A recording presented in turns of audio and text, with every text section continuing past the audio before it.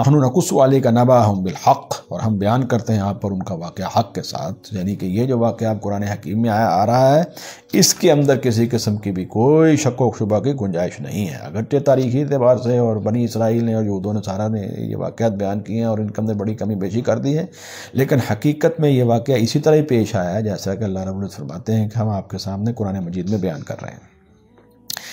انہم فتیۃ آمنوا، بے شک وہ چند نوجوان تھے وہ ایمان لائے تھے بربہم، اپنے رب پر، وزدناہم ہدا، اور ہم نے جو ہے وہ انہیں زیادہ کیا تھا ہدایت میں، یعنی ہدایت میں، ایمان میں ان کے بڑھوتری ہوتی رہی۔ جیسے جیسے وہ اللہ رب العزت کے اوپر بھروسہ کر کے اور توکل کر کے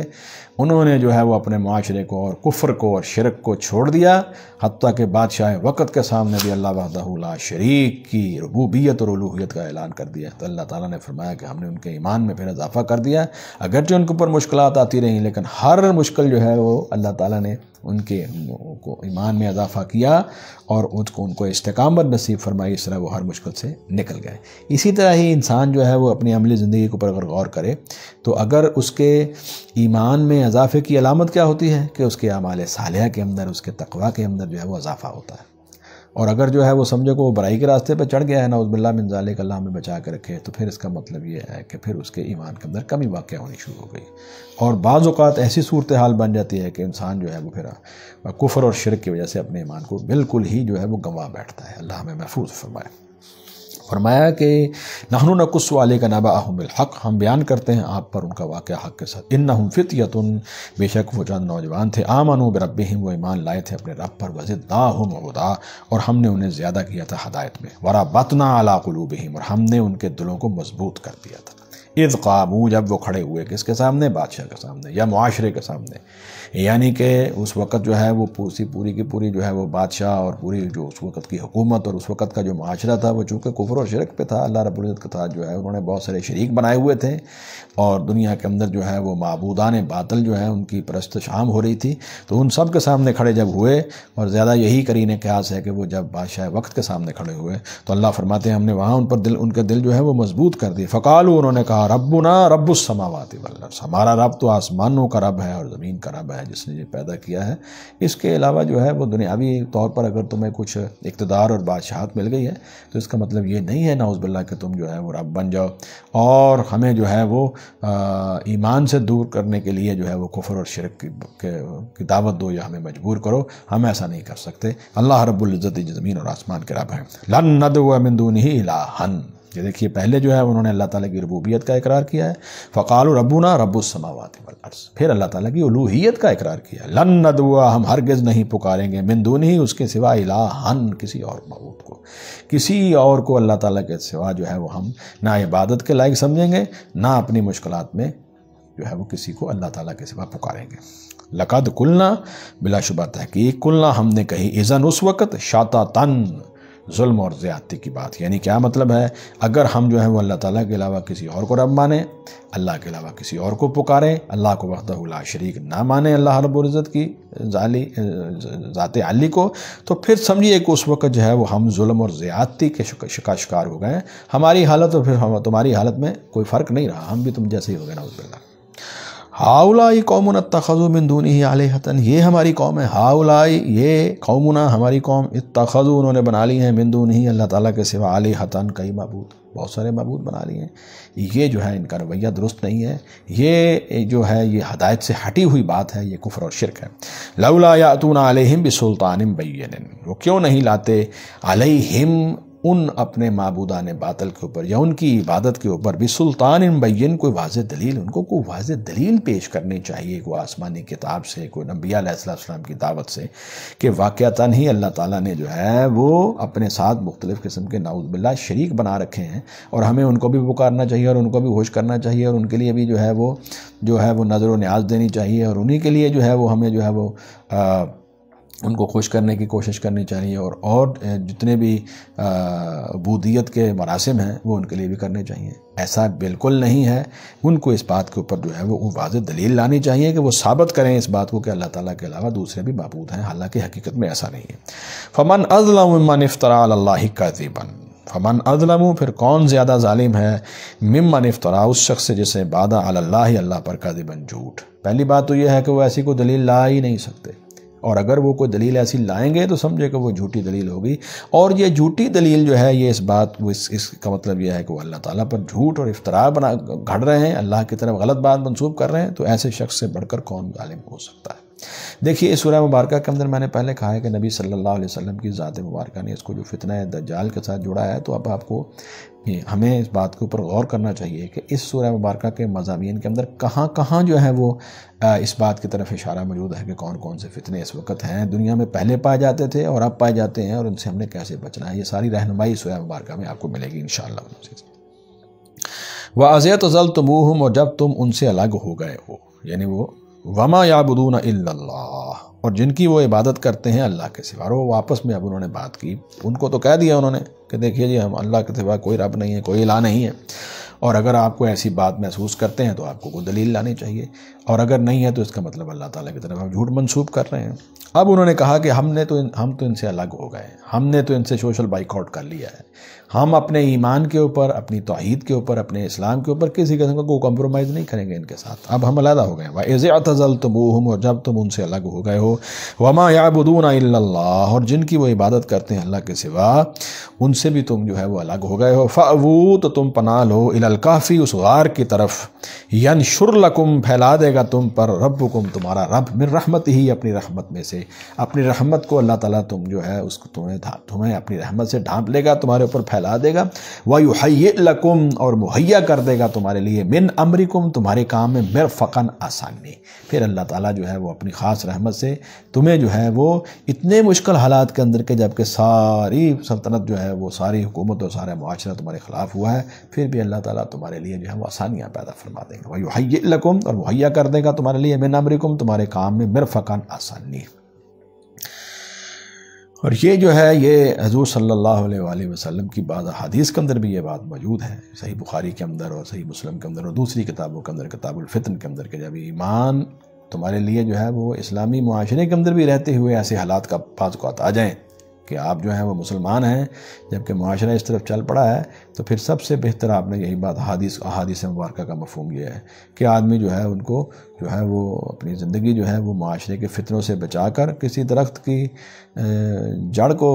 آپ نے اس طرح کے الفاظ ارشاد فرمائے ہیں کہ وہ کسی جگہ پر جو ہے وہ جا کے پناہ لے لے، حتیٰ کہ جو ہے وہ کسی درخت کی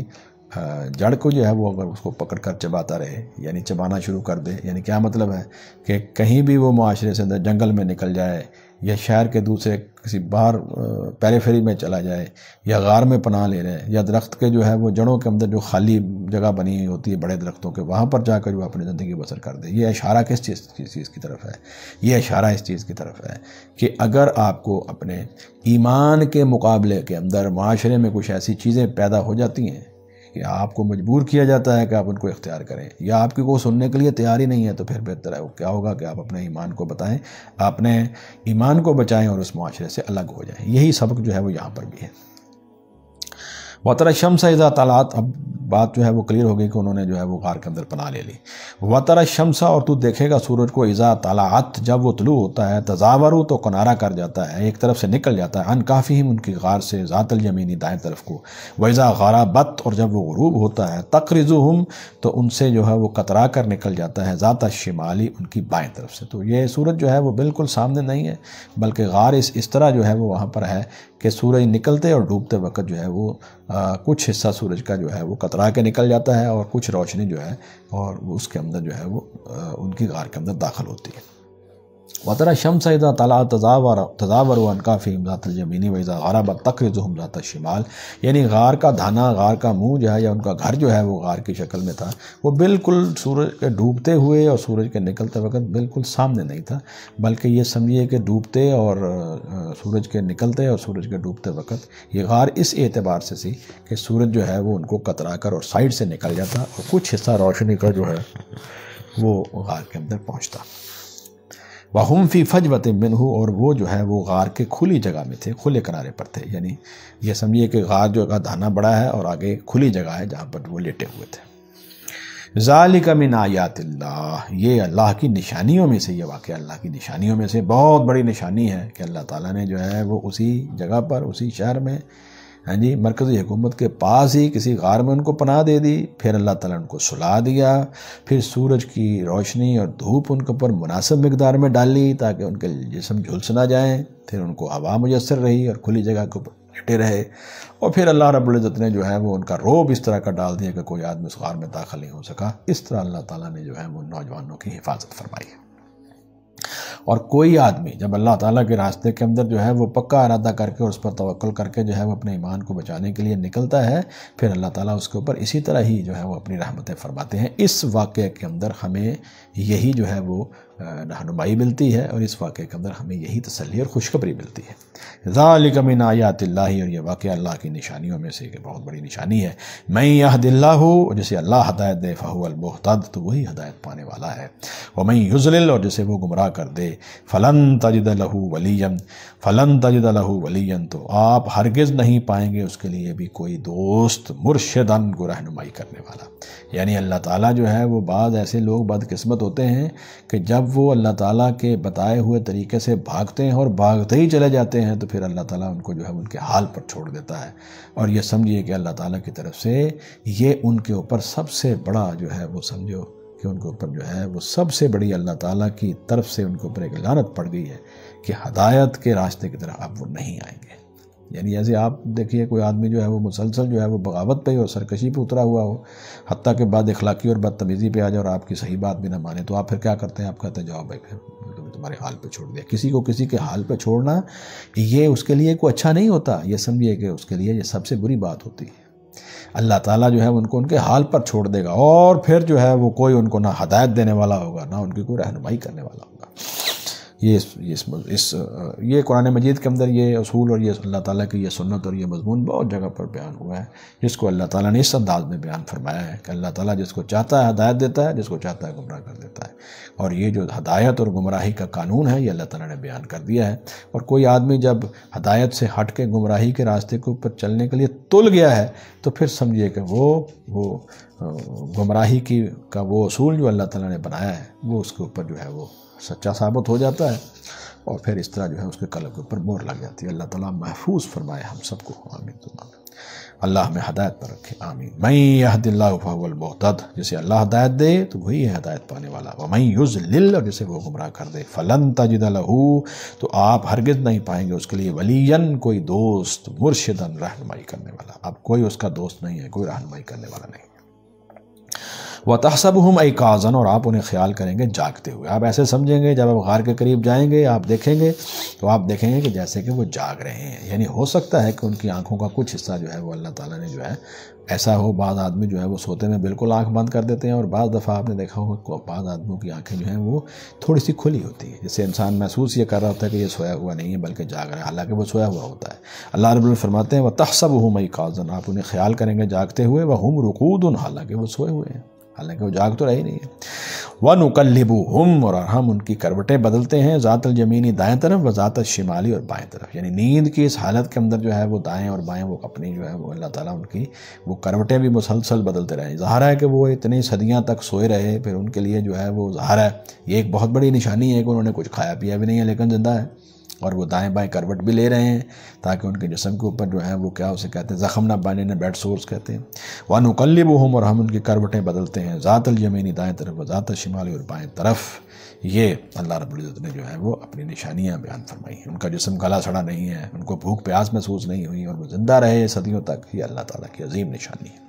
وَقَلْبُهُمْ بَاسِطٌ، اور ان کا کتا تھا باسطن، پھیلائے ہوئے، ذراعیہ، اپنے دونوں بازو، بالوسید، غار کے دھانے پر، غار کی دہلیز پر، وہ اندر جا کے سو گئے، اور ان کا کتا جو ہے وہ وہاں پر غار کے اوپر دہلیز کے اوپر بیٹھ گیا، اور اللہ تعالیٰ نے جو ہے وہ اس کو بھی ان کے ساتھ جو ہے وہ سلا دیا۔ اور جو غار کے طرف آنے والے لوگ ہیں وہ ایسے سمجھ رہے تھے کہ جیسے کتا وہاں پر جو ہے وہ یہ پہرا دے رہا ہے۔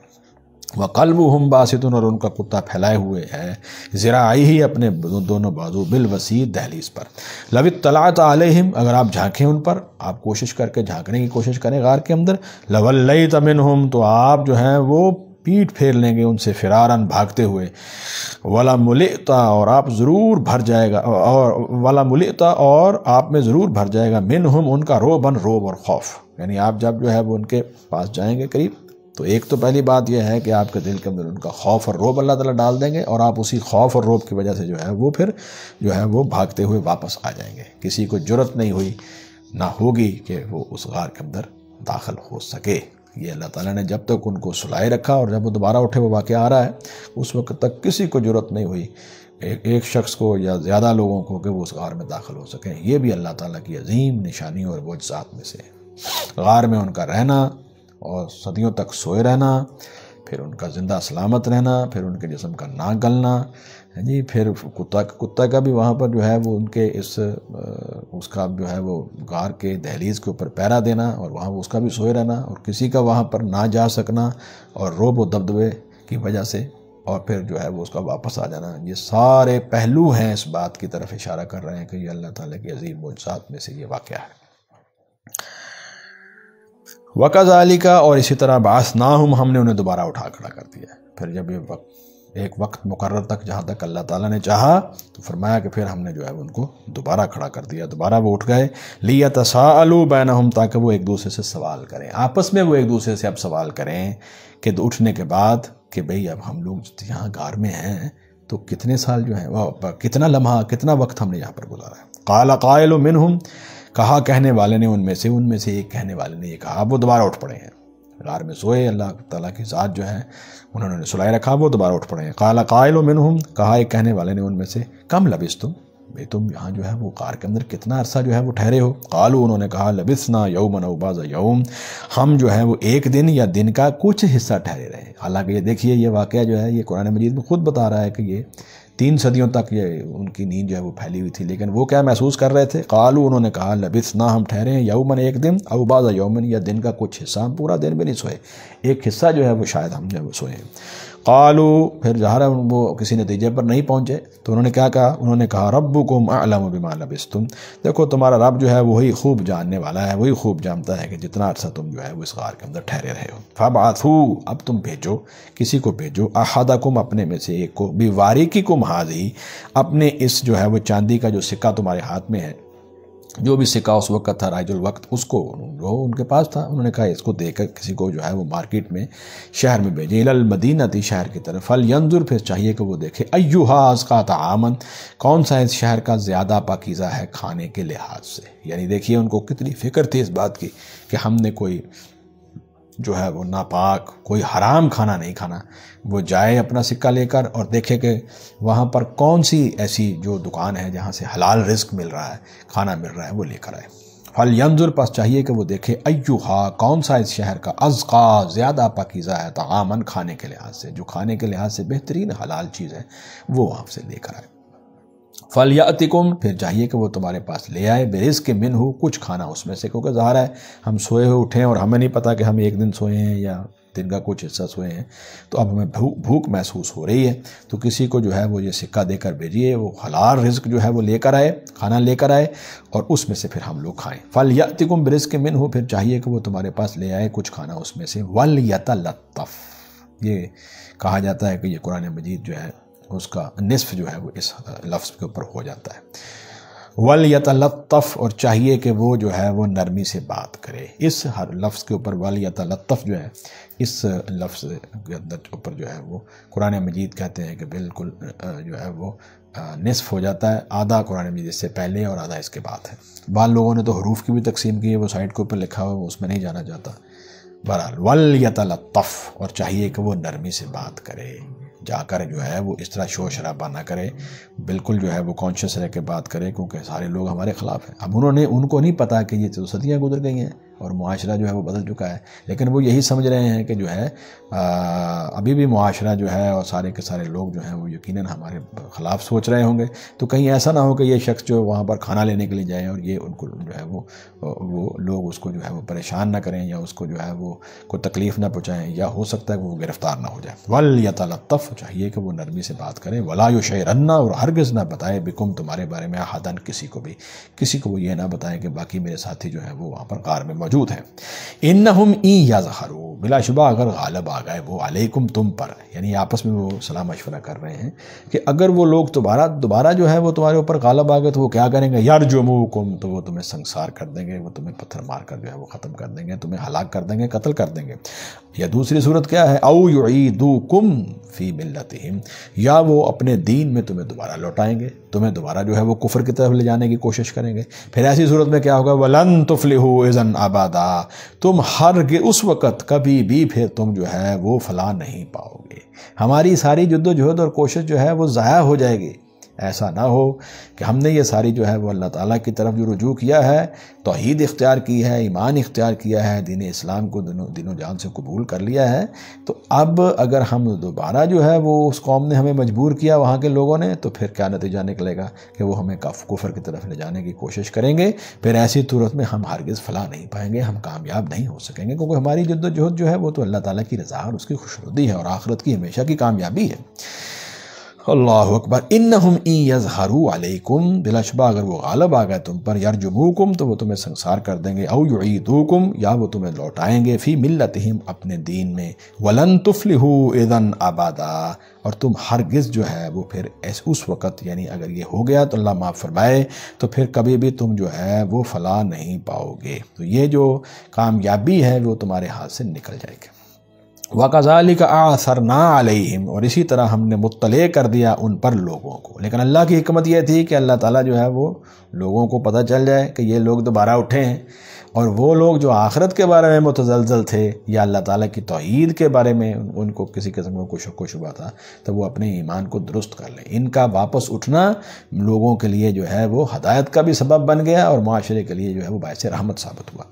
فرمایا وَكَذَلِكَ، اور اسی طرح أَعْثَرْنَا، ہم نے مطلع کر دیا، آگاہ کر دیا، علیہم، ان پر لوگوں کو، لِيَعْلَمُوا، تاکہ وہ لوگ جان لیں، أَنَّ وَعْدَ اللَّهِ حَقٌّ، کہ اللہ تعالیٰ کا وعدہ جو ہے وہ حق ہے، یہ جس طرح دوبارہ اٹھے ہیں اسی طرح ہی قیامت بھی آنے والی ہے۔ وَأَنَّ السَّاعَةَ لَا رَيْبَ فِيهَا، اور بلا شبہ قیامت آنے والی ہے، نہ اس میں کسی قسم کا کوئی شک نہیں ہے۔ إِذْ يَتَنَازَعُونَ بَيْنَهُمْ أَمْرَهُمْ، جب وہ ایک دوسرے سے جو ہے وہ جھگڑ رہے تھے، بینہم، آپس میں، امرہم، ان کے معاملے میں۔ اب جب یہ معاملہ پھیل گیا، لوگوں کو پتہ چل گیا کہ یہ وہی لوگ ہیں جو اتنے صدیوں پہلے جو ہے وہ غار کے اندر گئے تھے، اور اللہ تعالیٰ نے اپنی حکمت سے جو ہے وہ ان کو سلا دیا اور وہ اٹھ گئے، تو پھر وہ اس وقت کے جو لوگ تھے، جو بھی سرکردہ لوگ تھے حکومت میں اور معاشرے کے اندر، انہوں نے پھر ان کے بارے میں جو ہے وہ جھگڑا کرنا شروع کر دیا کہ اب ان لوگوں کا کیا کیا جائے۔ اِذْ يَتَنَازَعُونَ بَيْنَهُمْ، اور جب وہ ایک دوسرے سے جھگڑ رہے تھے، بینہم، آپس میں، امرہم، ان کے معاملے میں، فقالوا، تو انہوں نے کہا، فقالوا ابْنُوا عَلَيْهِمْ بُنْيَانًا، تو انہوں نے کہا کہ تم ان کی یہ جو غار ہے اس کے اوپر ایک عمارت بنا دو۔ یہ عمارت جو ہے وہ ایک نشانی کے طور پر لوگوں کے سامنے رہے گی کہ یہاں پر یہ اللہ کے یہ اولیاء اور صالحین، جو یہ چند نوجوان جو تھے،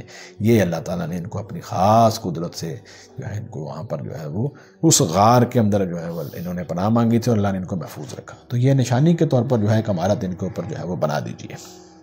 یہ اب ان کے بحث شروع ہو گئی، یعنی اب یہ درمیان میں یہ واقعہ جو ہے اس کو قرآن مجید نے مختصر کر دیا ہے کہ وہ ظاہر معاشرے کے اندر دوبارہ آئے، کچھ دیر زندہ رہے، اس کے بعد ان کی وفات ہو گئی، تو پھر جو ہے وہ دوبارہ غار کے اندر چلے گئے، اور زیادہ جو ہے وہ تاریخی روایات یہی بتاتے ہیں کہ انہوں نے یہ بات کہی کہ اے ہمارے اللہ، ہم نے جو ہے وہ یہ سارا دنیا کا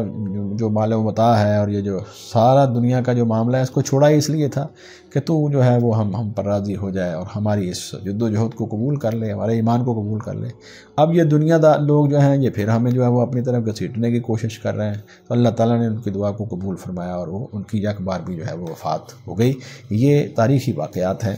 ان کے بارے میں قرآن مجید نے کسی قسم کا کوئی اشارہ نہیں دیا۔ تو بہرحال ان سے یہ بات یہ ثابت ہوئی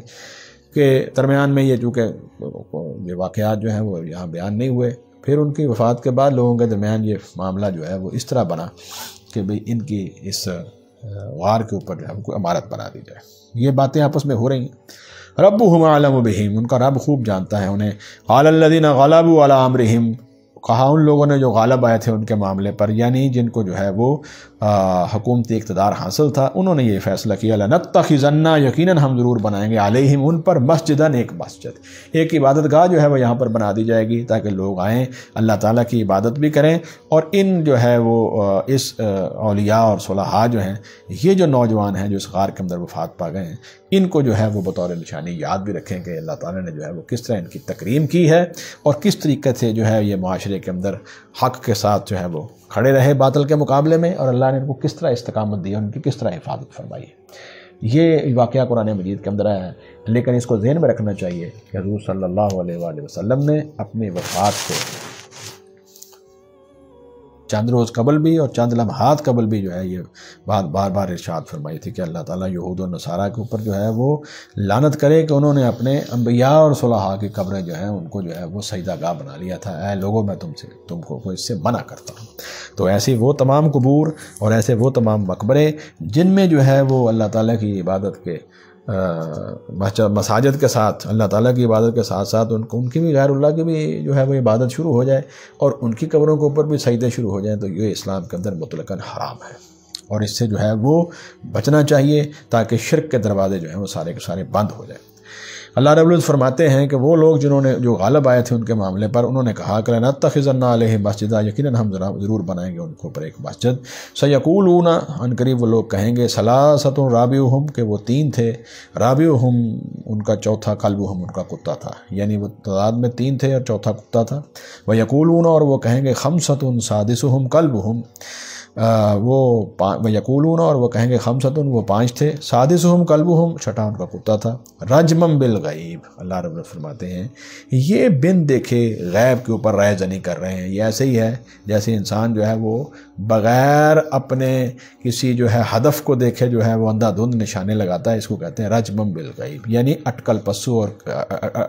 اٹکل پچو، اور یہ ان کی قیاس رائیاں ہیں، ان کے تخمینے ہیں، ان کے اندازے ہیں، یہ رائے زنی ہے، یہ حقیقت نہیں ہے۔ رجمم بالغیب، یہ تو رائے زنی کرنا ہے، اللہ تعالیٰ فرماتے ہیں بغیر ہی دیکھے، بغیر ہی علم کے۔ وَيَقُولُونَ، اور وہ کہیں گے، سَبْعَةٌ، کہ وہ 7 تھے، ثَامِنُهُمْ وَثَامِنُهُمْ كَلْبُهُمْ، اور 8واں ان کا کتا تھا۔ اللہ فرماتے ہیں اس بحث مباحثے کے اندر تمہیں پڑھنے کی ضرورت نہیں ہے، آپ یہی کہیے ہمارا رب ہی بہتر ہے، یعنی اس واقعے سے جو تم نے سبق لینا، یہ یہاں سے یہ قرآن مجید میں یہ جو بات بیان ہوئی ہے، اس سے یہ بات بھی واضح ہوتی ہے کہ واقعے کو آپ لوگ جو ہیں وہ محض ایک تاریخی واقعہ سمجھتے ہوئے اختیار کیجئے، نمبر 1۔ نمبر 2، جو بھی اس واقعے کے ایسے معاملات ہیں جن کا تمہارے ساتھ براہ راست کو تعلق نہیں ہے، تمہیں تمہاری دنیاوی لحاظ سے اور اخروی لحاظ سے ان کا کوئی فائدہ بھی نہیں ہے، اس سے نہ تمہارے ایمان اور عمل صالح کے اندر جو ہے وہ کوئی اضافہ ہوگا، تو اس طرح کی بے جا بحث سے جو ہے وہ اجتناب کیا جائے، اور حقیقت میں اس واقعے کو اس اعتبار سے دیکھا جائے کہ اس کے اندر ہمارے لیے ایمان اور عمل کے لحاظ سے کیا سبق ہے۔ فرمایا قُلْ رَبِّي أَعْلَمُ بِعِدَّتِهِمْ، کہہ دیجئے میرا رب جو ہے وہ خوب جانتا ہے ان کی تعداد کو، مَا يَعْلَمُهُمْ إِلَّا قَلِيلٌ، ان کے حال کو نہیں جانتے مگر بہت تھوڑے لوگ، یعنی اس وقت جو لوگ تھوڑے بہت موجود تھے جن کو صحیح معنوں میں ان کے بارے میں پتہ تھا، ان کے قریبی کو رشتہ دار ہوں گے یا ان کے وہ قریبی ساتھی اور نوجوان جو ان کے اوپر ایمان، جو ان کے ساتھ ایمان لانے والوں میں شامل تھے، ان کے علاوہ عام لوگوں کو تو ان کے حالات کا نہیں پتہ تھا۔ ما یعلمہم، ان کے حال کو کوئی نہیں جانتے، الا قلیل، مگر بہت تھوڑے لوگ ہی۔ فلا تماری فیہم، لہذا آپ جھگڑا نہ کریں ان کے متعلق، الا مراء ظاہرا، مگر جھگڑا سرسری طور پر، یعنی تھوڑی بہت گفتگو آپ ان کے بارے میں قرآن مجید کی روشنی کے اندر تو کر سکتے ہیں، لیکن اگر کوئی آدمی جو ہے وہ آپ کے ساتھ مسلسل جو ہے وہ جھگڑا کر رہا ہے اور ان کی تعداد کے اوپر جو ہے وہ یہ جو مختلف گروہ بن گئے ہیں، 3 اور چوتھا کتا، 5 اور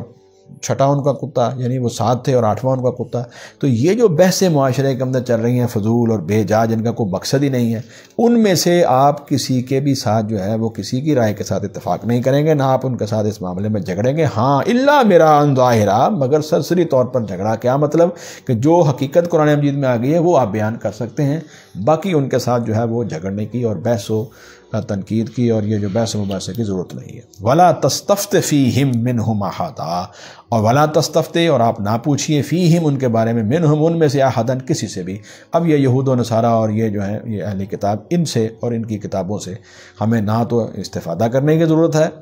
اور نہ ان سے بار بار اس بارے میں پوچھنے کی ضرورت ہے کہ یہ واقعہ کیا تھا، کیونکہ قرآن حکیم نے یہ بات یہاں پر جو ہے وہ کہہ دی ہے۔ کیا کہی ہے؟ اللہ رب العزت فرماتے ہیں کہ ہم جو ہیں وہ آپ کے سامنے یہ واقعہ بیان کریں، نحن نقص علیک نبأہم بالحق، ہم بیان کرتے ہیں آپ پر ان کا واقعہ حق کے ساتھ، بالکل صحیح تفصیل، یقینی تفصیل جو ہے وہ ہم نے آپ کے سامنے بیان کر دی ہے۔ اب اللہ رب العزت کے اس بیان کے بعد پھر ضرورت ہی نہیں ہے کہ ہم کسی سے پوچھیں۔ ولا تستفت فیہ منہم احدا، اور آپ نہ پوچھئے ان کے بارے میں ان میں سے، یعنی ان لوگوں کو، یعنی یہود و نصارہ نے جو تفصیلات اپنی اکٹھی کی ہیں ان سے اب آپ کو کسی سے بھی پوچھنے کی ضرورت نہیں ہے۔ یہ ہمارے اس درس کا پہلا حصہ ہے انشاءاللہ، اس واقعے اس سورہ مبارکہ کو ہم لوگ جو ہیں وہ اگلے درس کے اندر جاری رکھیں گے۔ اللہ رب العزت ہمیں قرآن حکیم سمجھنے اور سورۃ الکہف کے تمام مضامین کو حقیقی معنوں میں سمجھنے اور پر عمل کی توفیق عطا فرمائے۔ سبحانک اللہم و بحمدک، نشہد ان لا الہ الا انت، نستغفرک و نتوب الیک۔